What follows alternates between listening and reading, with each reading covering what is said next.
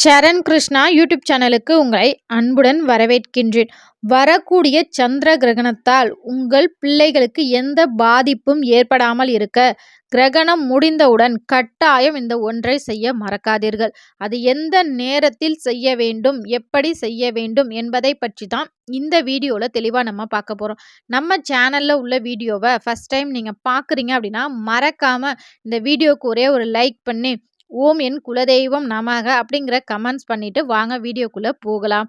முதல்ல சந்திர கிரகணம் எப்போது வருகின்றது அப்படின்னு பார்த்தீங்கன்னா, மார்ச் 3ஆம் தேதி முழு சந்திர கிரகணம் நிகழ்கின்றது. இது இந்தியாவில் தெரியும். கிரகணம் ஆரம்பிக்கும் காலம் பார்த்தீங்கன்னா, மதியம் 3:20 மணிக்கு ஆரம்பித்து 6:47 வரைக்குமே நமக்கு கிரகண காலம் தான் இருக்கின்றது. இந்த நேரத்துல நம்ம வீட்ல சமைக்கக்கூடாது, பூஜைகள் செய்யக்கூடாது. தேவாலயங்கள் அதாவது கோவில்கள் அனைத்துமே மூடப்பட்டு இருக்கும்.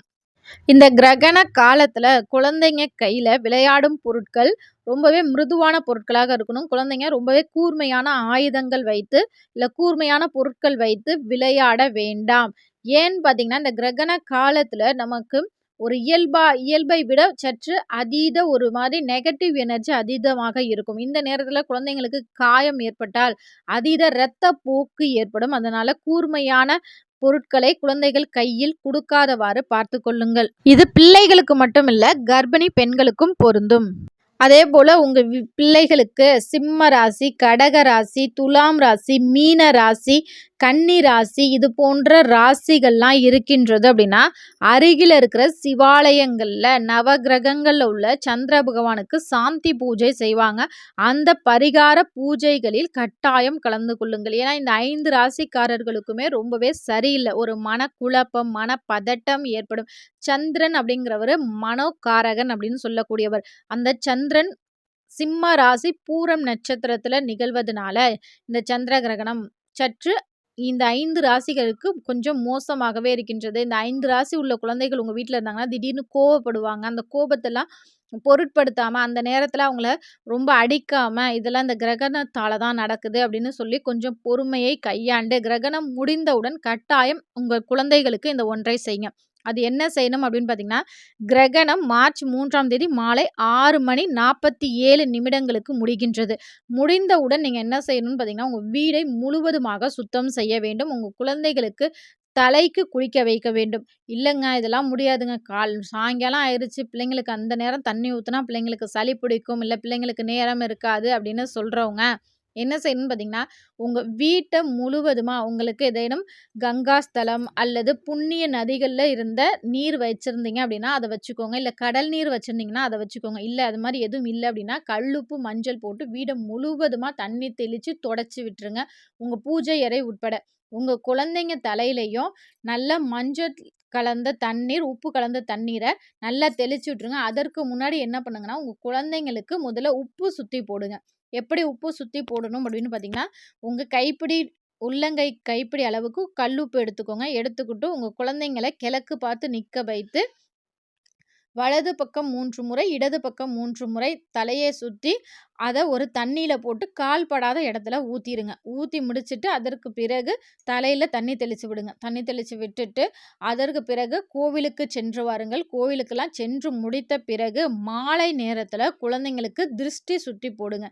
இது ஏன் அப்படின்னு சொல்றோம்னா, நம்ம வெளியில போனா தான் கெட்ட பார்வையினால, இல்ல ஒரு பொறாமை பார்வையினால தான் நமக்கு கண் திருஷ்டி வரும் அப்படின்னு நம்ம நெறைய விஷயங்கள் நம்ம கேள்விப்பட்டிருப்போம். ஆனா கிரகண காலங்கள்லயும் நமக்கு ஒரு கண் திருஷ்டி போன்ற ஒரு ஏதேனும் ஒரு நெகட்டிவ் எனர்ஜி நம்ம மேல இருக்கும். அத போக்குவதற்காக தான் இந்த திஷ்டி சுத்தி போடுதல். நம்ம பெரியவங்கலாம் நம்ம அத வந்து ஈஸியா அத நம்மளால எடுத்துக்க முடியும். ஆனா நம்ம குழந்தைங்க வாழ்க்கை ரொம்ப சிறப்பா இருக்குன்னா, இத நம்ம கண்டிப்பா செய்யும்போது குழந்தைங்க வந்து மறுநாளே அசதியா இருக்கு, ரொம்ப ஒரு மாரி சோர்ந்து சோர்ந்து படுத்துக்குவாங்க. அதுபோல எதுவுமே இல்லாம உங்க குழந்தைங்க எப்போதுமே ஆரோக்கியமா இருப்பதற்கு இது ஒரு சின்ன விஷயங்கள் தான். தாராளமா செய்யலாம். உங்க குடும்ப முறைப்படி இந்த 3 முறைகள்ல நீங்க சுத்தி போடலாம். 1 சூடம் சுத்தி போடுதல். இன்னொன்னு மிளகா மற்றும் கல்லுப்பு, கடுகு சேர்த்து சுத்தி போடுதல். அது அப்படி சுத்தி போடும்போது என்ன செய்யணும்னா, ஒரு கொட்டாங்குச்சி எரிய வச்சு அதில நெருப்புல போட்டுறணும். 3வது எலுமிச்சம்பழம் சுத்தி போடுதல். நீங்க கோவிலுக்கு போறீங்க பார்த்தீங்களா, அங்க சாமி கிட்ட காலையில வச்சு வாங்கிட்டு வந்த எலுமிச்சம்பழமா இருக்கட்டும், இல்ல சூலத்தில குத்துன எலுமிச்சம்பழமா இருக்கட்டும், ஏதோ ஒரு கோவில்ல கொண்டு போய் வச்சு வாங்கிட்டு வந்த எலுமிச்சம்பழத்த 4 பக்கம் கீறி அதில குங்குமம் வைத்து உங்க குழந்தைங்க மட்டும் இல்ல, உங்க வீட்ல உள்ள அனைவருக்குமே சுத்தி போட்டு முச்சந்தில போய் 4 பக்கமும் தூக்கி போட்டுருங்க. இது போல செய்தாலே போதும். உங்க குழந்தைங்க ரொம்பவே ஆரோக்கியமா இருப்பாங்க. இந்த சந்திர கிரகணம் 18 ஆண்டுகளுக்கு பிறகு இந்த பூரம் நட்சத்திரத்தில நடக்குது. சிம்ம ராசிக்காரர்களும், கடக ராசிக்காரர்களும் சற்று அதீத கவனமாகவே இருக்க வேண்டும். இந்த எளிய வழிபாட எல்லாராலும் செய்யக்கூடிய வழிபாடு தான். கண்டிப்பா நம்பிக்கையோடு செய்யுங்க. உங்க குழந்தைங்களோட ஆரோக்கியம் ஒவ்வொரு தாய்மார்களுக்கும் ரொம்பவே முக்கியம். அதனால உங்க வீட்டு பிள்ளைகளுக்கு கண்டிப்பா இத செய்யுங்க. கை குழந்தைக்கு தான் செய்யணும், பெரிய பிள்ளைக்கு தான் செய்யணும் அப்படிங்கிற அவசியம் இல்ல. உங்களுக்கு பிள்ளைங்கன்னா, அது பிள்ளைங்க தான். உங்களுக்கு அது குழந்தைங்க தான். அது எத்தன வயசா இருந்தாலும் அவங்களுக்கு கண்டிப்பா சுத்தி போடுங்க. அப்பதான் அவங்களோட வாழ்க்கை ரொம்பவே நல்லா இருக்கும். உடல் ஆரோக்கியம் மேன்மையடையும். கண்டிப்பா இந்த வீடியோ உங்களுக்கு பயனுள்ளதாக இருக்கும் என்ற நம்பிக்கையில் மற்றொரு வீடியோவில் சந்திக்கிறேன். இந்த வீடியோவ தயவு செஞ்சு ஷேர் பண்ணுங்க. நெறைய குழந்தைங்க, பிள்ளைங்க இருக்கிற வீட்டுக்கு உங்க ஃப்ரெண்ட்ஸ் அண்ட் ஃபேமிலிக்கு ஷேர் பண்ணுங்க. அத பார்த்து அவங்களும் பயனடையட்டும். நன்றி, வணக்கம்.